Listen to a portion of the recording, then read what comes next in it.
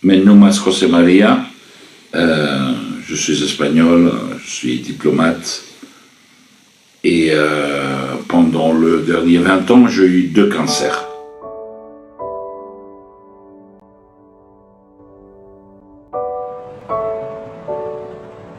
J'étais opéré les 2 fois et la première, j'étais soumis à une chimiothérapie que je pense qu'aujourd'hui je n'en pratique plus. C'était assez délicat, assez complexe. La deuxième, c'était beaucoup mieux.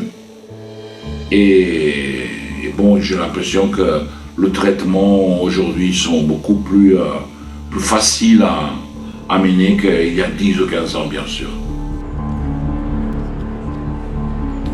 Donc, je souris parce que la quantité de bêtises qu'on te dit, avec la plus belle des intentions, mais les bêtises, tu ne mérites ça. Bien sûr, personne mérite ça.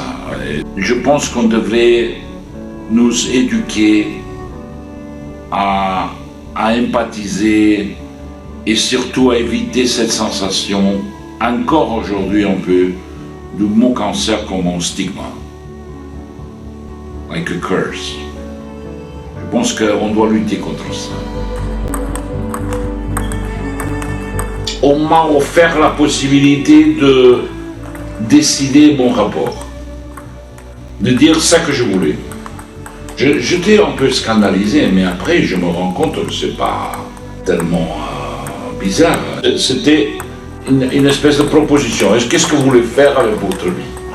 La présidente de la région de Madrid, elle a eu un cancer, elle a annoncé publiquement sa maladie. Je leur ai écrit une lettre pour l'encourager et pour la féliciter, parce que j'ai découvert tout de suite que reconnaître la maladie, c'était pas évident. Et je pense que c'est très important pour éviter cette stigma, cette peur presque médiévale sur la maladie. L'humour ne va pas disparaître et qu'on doit parler de la maladie, parler avec des gens qui ont vécu la maladie, parce qu'ils vont empathiser avec toi, et surtout exprimer ta peur, la partager. C'est dur quelquefois, parce que ça dépend du caractère des personnes.